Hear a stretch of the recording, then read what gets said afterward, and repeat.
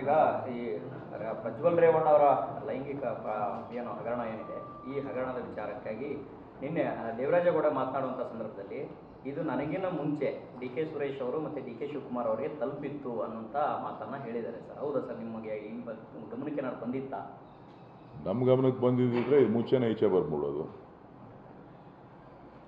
ಅವರು ಆರೋಪ ಮಾಡಲಿಕ್ಕೋಸ್ಕರ ನಮ್ಮನ್ನು ಮಧ್ಯ ತರ್ತಾ ಇದ್ದಾರೆ ಹೊರತು ಗುಸುಗುಸು ಸುದ್ದಿ ಹಾಸನ ಜಿಲ್ಲೆನಲ್ಲಿತ್ತು. ಆದರೆ ಗುಸುಗುಸು ಸುದ್ದಿನ ನಾವು ಮಾತನಾಡುವಂಥದ್ದು ಅಷ್ಟು ಸೂಕ್ತ ಅಲ್ಲ, ಯಾವುದೇ ದಾಖಲೆಗಳಿಲ್ಲದೆ. ಇವತ್ತು ಅಲ್ಲಿಯ BJPಯ ನಾಯಕರು ಅಥವಾ ಯಾರು ದೇವರಾಜೇಗೌಡರು ಕೂಡ ಅವರ ನಾಯಕತ್ವಕ್ಕೆ ಪತ್ರ ಬರೆದಿದ್ದಾರೆ.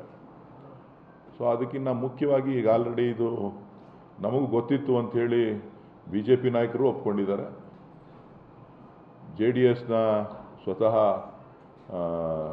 ಅವ್ರ ತಂದೆ ರೇವಣ್ಣವರು ಕೂಡ ಒಪ್ಕೊಂಡಿದ್ದಾರೆ ಇದು ಹಳೆ ವಿಡಿಯೋ ಅಂತೇಳಿ. ಹಾಗಾಗಿ ಇದ್ರ ಬಗ್ಗೆ ಯಾರು ಏನು ಅನ್ನೋದಕ್ಕಿಂತ ಸಂತ್ರಸ್ತೆಯರ ಹಾಸನ ಜಿಲ್ಲೆಯ ಹೆಣ್ಣು ಮಕ್ಕಳ ರಕ್ಷಣೆಯನ್ನು ಮಾಡಬೇಕಾಗಿರ್ತಕ್ಕಂಥದ್ದು ಸರ್ಕಾರದ ಮೊಟ್ಟ ಮೊದಲ ಕರ್ತವ್ಯ. ಅವರಿಗೆ ರಕ್ಷಣೆ ಕೊಡಬೇಕು. ಜೊತೆಗೆ ಇವತ್ತು ಅವ್ರಿಗಾಗಿರ್ತಕ್ಕಂಥ ಅನ್ಯಾಯಕ್ಕೆ ನ್ಯಾಯ ಸಿಗುವಂಥ ರೀತಿಯಲ್ಲಿ ಇವತ್ತು ಯಾವ ರೀತಿಯಾಗಿ ಚಿಂತನೆಗಳನ್ನು ಮಾಡಬೇಕು ಅಂಥೇಳಿ ನೋಡಬೇಕು. ಇದು 1, 2, 3 ಪ್ರಕರಣ ಅಲ್ಲ, ಸುಮಾರು 500ಕ್ಕೂ ಹೆಚ್ಚು ಹೆಣ್ಣು ಮಕ್ಕಳು ಅಂಥೇಳಿ ವರದಿಗಳು ಮಾಧ್ಯಮಗಳಲ್ಲಿ ನಾನು ನೋಡಿದ್ದೇನೆ. ಸೊ ಹಾಗಾಗಿ ಇದು ಬಹುಶಃ ಈ ದೇಶದಲ್ಲೇ ಇಂಥದ್ದೊಂದು ಅತಿ ದೊಡ್ಡ ಪ್ರಕರಣ. ಇದು ಮಾಜಿ ಪ್ರಧಾನಮಂತ್ರಿಗಳ ಕುಟುಂಬದಿಂದ ಆದಂಥ ಅನ್ಯಾಯ. ಇವತ್ತು ಕುಟುಂಬ ನಮ್ಮದಲ್ಲ ಅಂತ ಹೇಳ್ಬೋದು, ಕುಟುಂಬ ನಮ್ಮದಲ್ಲ, ನಮಗೂ ಅದಕ್ಕೂ ಸಂಬಂಧ ಇಲ್ಲ ಅಂಥೇಳಿ ಕೆಲವರು ವ್ಯಾಖ್ಯಾನ ಮಾಡ್ಬೋದು.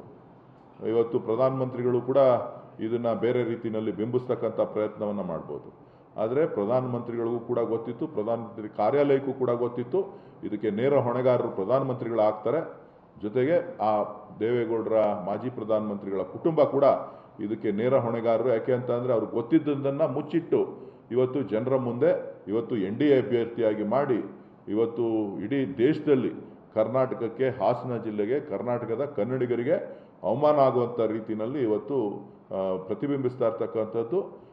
ತಪ್ಪು ಯಾರೇ ಆಗಲಿ ಶಿಕ್ಷೆ ಅನುಭವಿಸ್ಲಿ ಅಂತಕ್ಕಂಥದ್ದು ಭಾಳ ಸುಲಭದ ಮಾತು.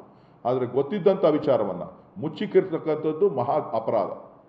ಗೊತ್ತಿರುವಂಥ ವಿಚಾರವನ್ನು ಮುಚ್ಚಿಟ್ಟು ಇವತ್ತು ಪ್ರಚಾರಕ್ಕೆ ಹೋಗಿ ಅವ್ರ ಪರ ಹೋರಾಟ ಮಾಡಿ, ಅವರೇ ಹೇಳಿದ್ರಲ್ಲ ನನ್ನ ಮಗ ಅಂತ ಅವರೇ ಒಪ್ಕೊಂಡಿದ್ದಾರೆ. ಚುನಾವಣೆಯಲ್ಲಿ ಹೋದಾಗ ಒಳ್ಳೆ ನರಸೀಪುರಕ್ಕೆ ಭಾಷಣಕ್ಕೆ ಹೋದಾಗ ನನ್ನ ಮಗ ಗೆಲ್ಲಿಸ್ಬೇಕು ಅಂತ ಹೇಳಿದಾರಾ ಇಲ್ಲ?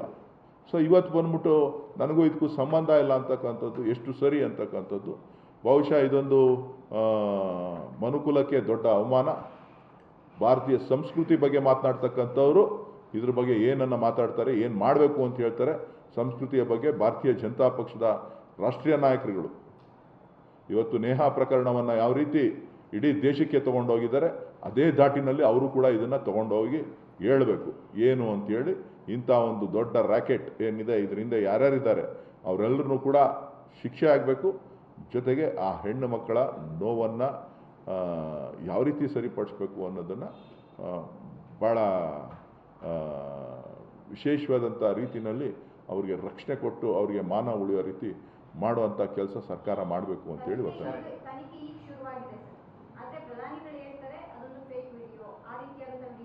ನೋಡಿ, ಪ್ರಧಾನಮಂತ್ರಿಗಳ ಕಾರ್ಯಾಲಯ, ಪ್ರಧಾನಮಂತ್ರಿಗಳು ಪ್ರತಿಯೊಂದನ್ನು ಕೂಡ ತಿರ್ಚುವಂಥ ಕೆಲಸ ಮಾಡ್ತಾನೆ ಇದ್ದಾರೆ. ಇವತ್ತು ಪ್ರಧಾನಮಂತ್ರಿಗಳಿಗೆ ಈ ರೀತಿ ಏನಾರು ಹೇಳಿಕೆ ಕೊಟ್ಟಿತ್ತು ಅಂತ ಅಂದರೆ ಅವರ ಹೆಣ್ಣು ಮಕ್ಕಳ ಮೇಲಿರ್ತಕ್ಕಂಥ ಗೌರವ ಏನು ಅಂತಕ್ಕಂಥದ್ದನ್ನು ತೋರಿಸ್ತದೆ. ಮುಚ್ಕೊಳ್ಳೋದಕ್ಕೆ ಅವರು ಆಗಿರೋ ತಪ್ಪು NDA ಅಭ್ಯರ್ಥಿ ಈ ರೀತಿ ಮಾಡಿದ್ದಾನೆ ಅಂಥೇಳಿ ಇದೊಂದೇ ಪ್ರಕರಣ ಅಲ್ಲ. ನಮ್ಮ ದೆಹಲಿ ರಜ್ಲರ್ಸು ಏನು ನಮ್ಮ ಟೀಮ್ ಇತ್ತು, ಅವ್ರನ್ನೂ ಕೂಡ ಇದೇ ರೀತಿ ಮುಚ್ಚಿ ಹಾಕಿ ಏನೇನೋ ಮಾಡಿದ್ರು. ಆದರೆ ಅವರು ಹೋರಾಟವನ್ನು ಮುಂದುವರಿಸಿದ್ರು. ಈ ರೀತಿಯ ಪ್ರಕರಣಗಳು ಅಲ್ಲಲ್ಲಲ್ಲಲ್ಲಲ್ಲೇ ಸದ್ದು ಆಗ್ತಾನೇ ಇದೆ. ಇವತ್ತು ಕರ್ನಾಟಕದಲ್ಲೂ ಕೂಡ ಏನು ನಮ್ಮ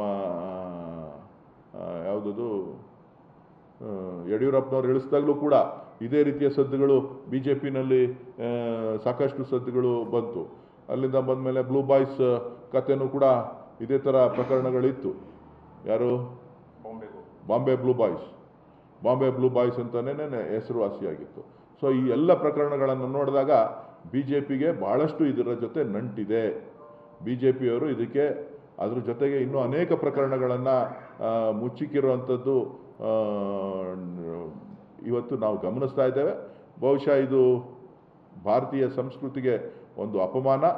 ಇವತ್ತು ಮಾಜಿ ಪ್ರಧಾನಮಂತ್ರಿಗಳ ಕುಟುಂಬ ಇದರಲ್ಲಿ ಇನ್ವಾಲ್ವ್ ಆಗಿರುವಂಥದ್ದನ್ನು ನೋಡಿದ್ರೆ, ಅದನ್ನು ಮುಚ್ಚಿಕೊಳ್ಳುವಂಥ ಪ್ರಯತ್ನಗಳು ನಡೀತಾ ಇರೋದನ್ನು ನೋಡಿದ್ರೆ ಬಹುಶಃ ಇದು ನಾವೆಲ್ಲರೂ ಕೂಡ ಕನ್ನಡಿಗರು ನಾವೆಲ್ಲರೂ ಕೂಡ ತಲೆ ತಗ್ಗಿಸ್ಬೇಕಾದಂಥ ಆ ಕುಟುಂಬಕ್ಕೆ ಒಂದು ಗೌರವ ಏನಿತ್ತು, ಆ ಗೌರವವನ್ನು ಇವತ್ತು ನಾವೆಲ್ಲರೂ ಕೂಡ ತಲೆ ತಗ್ಗಿಸ್ಬೇಕಾದಂಥ ಒಂದು ಪರಿಸ್ಥಿತಿ ನಿರ್ಮಾಣ ಆಗಿದೆ. ಸರ್, ಈಗ ಪ್ರಜ್ವಲ್ ರೇವಣ್ಣ ಅಷ್ಟೇ ಅಲ್ಲ ಸರ್, ರೇವಣ್ಣ ವಿರುದ್ಧವೂ ಕೂಡ ಒಂದು ದೂರು ದಾಖಲಾಗಿದೆ. ಅವರೇ A1 ಆಗಿದ್ದಾರೆ ಸರ್.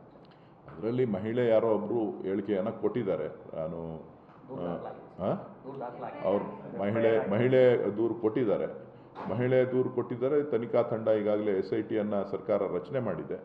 ಸೊ ಇದರಲ್ಲಿ ಏನೇನಿದೆ ಅಂಥೇಳಿ ಎಲ್ಲವನ್ನು ಕೂಡ ಪರಿಶೀಲನೆ ಮಾಡಿ ಸರ್ಕಾರ ಸೂಕ್ತ ಕ್ರಮ ತಗೊಂಡು, ನಾನು ಹೇಳ್ತಾ ಇದ್ದೀನಲ್ಲ, ಇದು